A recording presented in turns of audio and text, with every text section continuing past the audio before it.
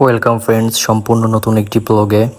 তো আজকে আমরা বন্ধুরা মিলে হঠাৎ করে সিদ্ধান্ত নিলাম যে আমরা আজকে একটু ফকিরহাট যাব ঘুরতে, চা পান খাইতে। তো যেই কথা সেই কাজ, আমরা ফকিরহাটের উদ্দেশ্যে রওনা দিলাম। এখনও সবাই বের হয়নি অবশ্য, আমি আর কায়ুম দুজনেই বের হয়েছি। তো আমরা এখন বের হয়ে রওনা দিয়েছি। তো আমাদের গন্তব্যটি শুরু হয়েছে হচ্ছে গিয়ে চিতলমারি থেকে ফকিরহাট। তো এখানে রাস্তাগুলো অনেক জিগজ্যাগ, একটা চ্যালেঞ্জিং রাস্তা, খুবই ব্যস্ত রাস্তা, ছোট ন্যারো চ্যালেঞ্জিং একটা রাস্তা। তো আমরা সেদিকেই চলছি, যেখানে যে বাস আছে, মানে মোটামুটি রাস্তা মোটামুটি ব্যস্ত। এখানে রাস্তা হচ্ছে গিয়ে মানুষের রাস্তা, সরকারের রাস্তা না, জনগণের রাস্তা না, ঠিক আছে। মানুষ তাদের পার্সোনাল পারপাসে ইউজ করে, ম্যাক্সিমাম মানুষই। ঠিক ঠিকানা নাই, যে যার ইচ্ছা মতো চালায়। তো যাই হোক, দুপুরের দিকে বৃষ্টি হয়েছে। বৃষ্টিতে পুরো রাস্তাঘাট গেছে ভিজা।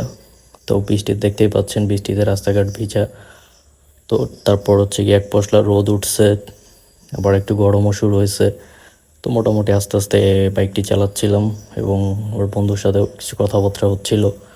তো এই হচ্ছে গিয়ে অবস্থা। তো আমরা রওনা দিয়েছি। তো চারিদিকের পরিবেশটা মেঘলা, কোথাও আবার রোদ, রাস্তায় পানি, খুব বেশি জোরে চালানোও যাচ্ছিল না। তো এইভাবে আমরা সামনের দিকে এগোচ্ছি। তো ব্যাপারটা হয়েছে কি যে আমরা অনেকদিন কোথাও সবাই বেরোই না। তো আমরা আজকে সিদ্ধান্ত নিয়েছি যে আমরা হঠাৎ বেরোবো, কই যাবো জানি না। তো ভাবলাম যে যাই, অনেকদিন ফকিরহাট যাই না, তাই আমরা ফকিরহাটের দিকে যাওয়ার সিদ্ধান্ত সবাই নিয়েছি। এখনও আলিফ বেরোয়নি, ওদের জন্য আমাদের কিছুক্ষণ ওয়েট করতে হবে।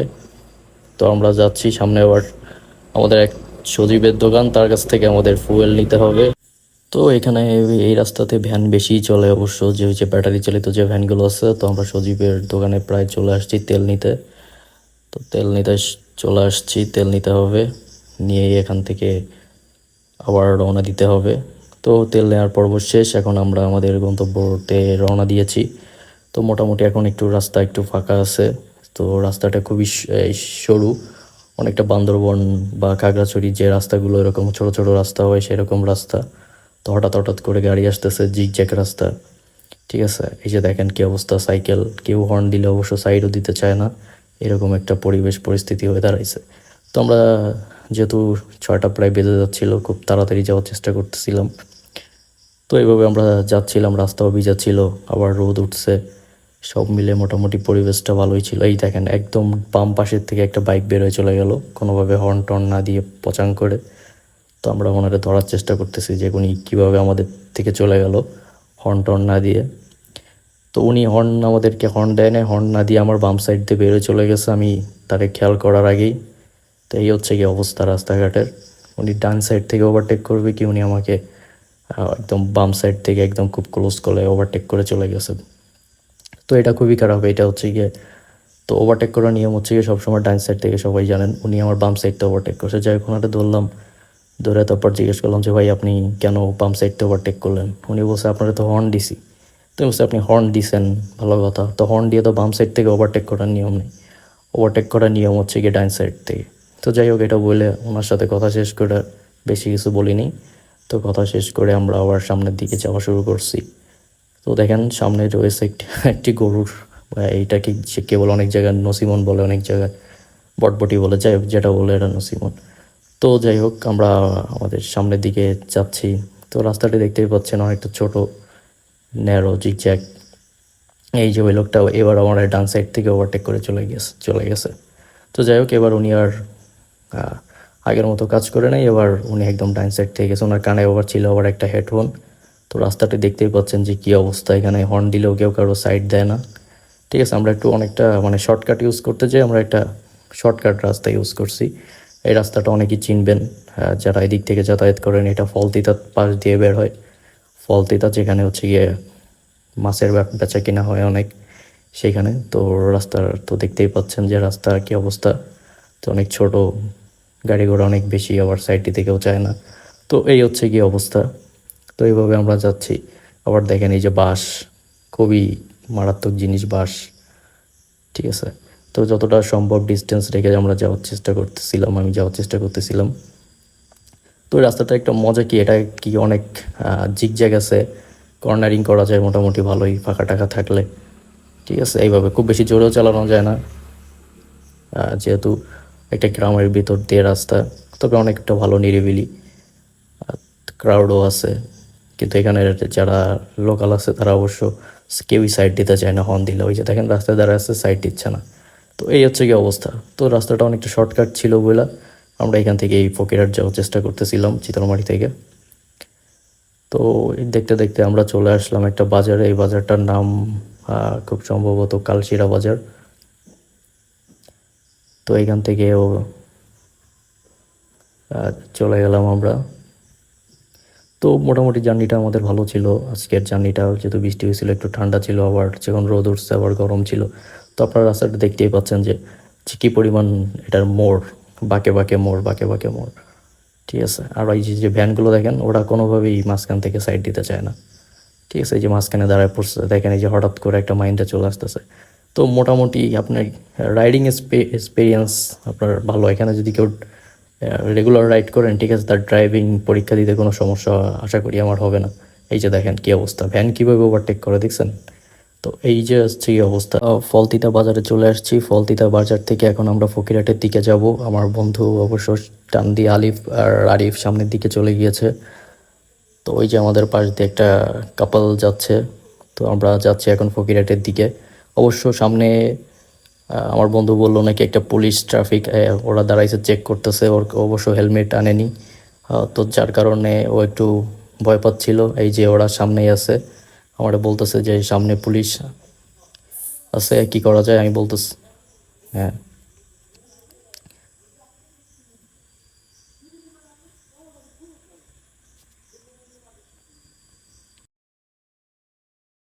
আমি ওরা বলতেছিলাম যে তুই আমার ডাইন সাইড দিয়ে যাবি, আমি এই ট্রাফিকের পাম্প সাইড থেকে যাব, তুই আমার পাশ দিয়ে টান দিয়ে বের হয়ে যাবি। তো এটা বলতেছিলাম। ওই যে আপনার সামনে ফলো করলে দেখতে পারবেন, পাশে থেকে দেখতে একটা মোটরসাইকেল খুব দ্রুত চলে গেল, আলিফ আমার পাশ দিয়ে বের হয়ে গেল। দেখেন ভিডিওটা দেখতে থাকেন যে কি হয়। সামনে এই পুলিশ আছে, দেখেন ওই যে আলিফ কীভাবে, এই দেখেন পুলিশের পাশ দিয়ে চলে গেল টুঙ্গি পড়ার সামনে দিয়ে। যে এই যে মালটোরা দাঁড়ায় আছে মামারা, এই যে মামাদের পাশ দিয়ে আমি কোনোভাবে চলে গেলাম। ঠিক আছে। আলিফ কোনোভাবে টান দিয়ে সামনে চলে গেছে, খুব একটা রিস্কি একটা টান নিয়ে ও চলে গেছে। তো এটা আসলে রিস্ক ছিল, তারপরও হ্যাঁ কিছু করার ছিল না। দেখি ওরা সামনে কত দূর যে দাঁড়াইছে, আর সেটা হচ্ছে কি এখন দেখার বিষয় যে কত দূর যে ওরা দাঁড়াইছে। আসলে ও হেলমেট আনিনি, তো এই কারণে আমার কাছে আবার হেলমেট ছিল। তো যার কারণে আসলে পুলিশ বা ট্রাফিক রাস্তায় অনেক ধরনের ঝামেলা করে বর্তমানে। এটাই হচ্ছে কি মেইন সমস্যা। সব কিছু থাকা সত্ত্বেও আর তার ভিতরে আবার হেলমেট ছিল না। ও একটা মানে একটা রিস্ক নিয়ে কোনোভাবে ওভারটেক করে চলে গিয়েছে তাদের সামনে দিয়ে। ঠিক আছে। দেখি ওরা কত দূর যেয়ে দাঁড়াইছে, এটা হচ্ছে কি এখন দেখতে হবে। দেখি ওরা সামনে কত দূর গেল। ওদের হয়তো একবারে একটা একটা টান দিয়ে দেখি কত দূর চলে গেছে। ওদেরকে আমরা খুঁজতেছি যে কত দূর চলে গেছে, না ফকিরহাট যেয়ে দাঁড়াইছে। এইটা হচ্ছে কি এখন মেইন বিষয়। ওই যে ওরা সামনে, ওদেরকে আমরা পাইছি। দেখি কি বলে শুনি, পুরোটা শুনি, দেখি কি হয়েছে ওদের মুখ থেকেই। যে কই তোরে সিগন্যাল দিছে, অটোরে সিগন্যাল দিছে। তোরে কইলাম যে আচ্ছা আমি তাকো পুলিশের সাইডে, তুই আমার পাশ থেকে বেরো। তুই জোরে দিছিস টান। আমার বন্ধু মনে করছে যে ওরে সিগন্যাল দিছে, যার কারণে হচ্ছে কি ও জোরে টান দিছে, রিক্স ওভারটেক করছে। এটা হচ্ছে কি হয়ে গেছে প্রবলেম। আমি কই স্যার কি হইছে, কই কি তোমাকে না অটো অটো রেকর্ড আছে, রেকর্ড দে, রেকর্ড আছে। তুই যেভাবে টুঙ্গি পাড়ার সামনে থেকে গেছিস।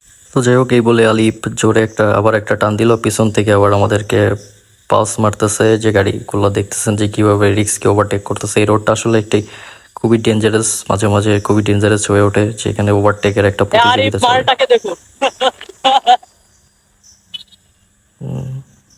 আরিফ তোর পরে তোর পরে স্বামী স্ত্রী আইছে দুই, আমাকে পিছনে। ওই ব্যস্ততম রাস্তায় আবার আমরা নতুন করে আবার চালানো শুরু করলাম। এবার আর কোনো পুলিশের প্যারাটারা নাই। এক টান দিয়ে হচ্ছে গিয়ে আমরা চলে যাব ফকিরহাটের দিকে। তো এখানে বৃষ্টি হয়েছেও, তো চমৎকার একটি পরিবেশ, আবহাওয়া, আকাশটা নীল। তো আমরা সামনের দিকে যাওয়া শুরু করতেছিলাম, পাশ থেকে গাড়ি তো ফুল স্পিড এই যাচ্ছে। তো এই রাস্তাটা সবসময় একটা রিস্কি থাকে। ঠিক আছে। ট্রাক বাস এখানে খুবই খুবই ওভারটেকিং এর একটা মানে একটা একটা হিড়িক লেগে থাকে। ঠিক আছে। আর বাস এগুলো হাইওয়ে রোড, এটা হচ্ছে ঢাকা খুলনা হাইওয়ে রোড। তো এইখানে এইভাবে বাস গাড়ি টাড়ি যা আছে সবাই চালায়, ঠিক আছে। আর পুলিশের চেকপোস্টও এখানে থাকে। তো কাইন্ডলি তারা যারা আসবেন তারা ফকিরহাটের পরে ফলতি তার আগে এখানে চেকপোস্ট ম্যাক্সিমাম সময় থাকে, সকালে থাকে, দুপুরে থাকে, বিকালে থাকে এবং সন্ধ্যার আগে আগে থাকে। যারা এদিকে আসবেন তারা অবশ্যই এটা মাথায় রাখবেন, হেলমেট, গাড়ির কাগজপত্র এগুলো সাথে রাখবেন। আর তা না হলে যে যে রিক্স নিয়ে গাড়ির সামনে থেকে এইভাবে যাইতে হবে, এটা আসলেই একটা রিক্স। তো সবাই চেষ্টা করবেন যে মিনিমাম হেলমেটটা নিয়ে আসার জন্য। তাহলে পুলিশ অনেক সময় ভাবে যে না, যে হেলমেট পরে আছে, যে যাক চলা যাক। তো আপনারা কেউ রিস্ক নেবেন না। অবশ্যই হাইওয়েতে মহাসড়কে উঠলে আপনারা সবাই হেলমেট পরবেন। হেলমেট ছাড়া কেউ রাস্তায় রাইড করবেন না, এটা আপনাদের কাছে আমার রিকোয়েস্ট। কারণ হেলমেট খুবই দরকার, নিজের জন্যই খুবই দরকার। পুলিশের জন্য বা ভয়ের জন্য, পুলিশের ভয়ের জন্য, মামলার জন্য এটা করবেন না। তো সবাই হেলমেট পরবেন, এটা আপনাদের কাছে আমার রিকোয়েস্ট। যে হেলমেট ছাড়া কেউ বাইক রাইড করবেন না। মাথার ইনজুরিটা হচ্ছে সবচেয়ে বড় ইনজুরি হয় বর্তমানে। তো আমার ফ্রেন্ডও বলে আনতে মনে নাই, তাড়াহুড়া করে বেরোচ্ছে। ভাবছিলাম যে সন্ধ্যার পরে হয়তো বা কেউ থাকবে না, তো আমার এই জন্য সমস্যা হয়েছে। আমরা দেখতে দেখতে ফকিরহাট চলে আসছি। তো ফকিরহাটের ওয়েদারটাও তখন চরম ভালো ছিল, যে একটা খুবই সুন্দর এবং চমৎকার একটা ওয়েদার ছিল। তো সব মিলে মোটামুটি ভালো ছিল ওয়েদারটা, কিন্তু একটা চাপা গরম পড়তেছিল। তো এখানে রাস্তাঘাট এরকমই সবসময় ব্যস্ত থাকে, এখানে গাড়ি। চলে এসেছি ফকিরহাট। আমরা কি একবার শহীদ মিনারের সামনে যাবো নাকি?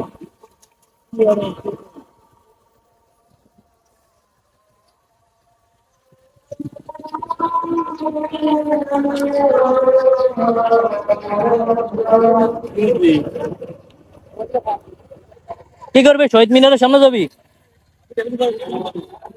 ওই জায়গায় ভালো এই মুড়ি মুড়ি মারাটা রসুন টসুন পাওয়া যায়। কিরিল খাবি, খাইলে খাওয়া যায়। সেটা তো বলবি তোরা, আমার তো সমস্যা নেই।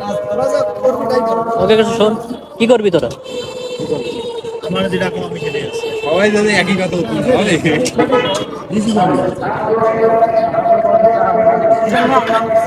বাকি গিরিল খাতে গেলে তো মেলা মেলা টাকা পয়সা লাগে, আছে তা সবার কাছে।